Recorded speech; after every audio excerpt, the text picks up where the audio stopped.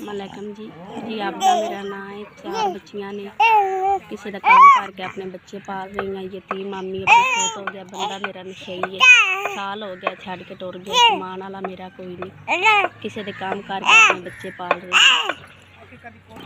काम भी करनी है किसी का, बच्चे भी बड़े औखे होकर पाल रही हैं। गोईद आ गई है, कोई शै नहीं, सोची पे हम की करिए। छोटे छोटे 4 बच्चियाँ ने।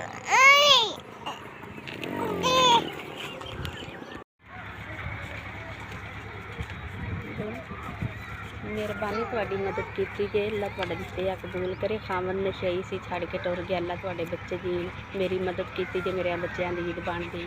तुहाडा कल्लिया 5000 मेरे कोल पड़ गया। इंशाअल्लाह जींदे रहो, वसदे रहो। अल्लाह तुहाडे दित्ते आ कबूल करे।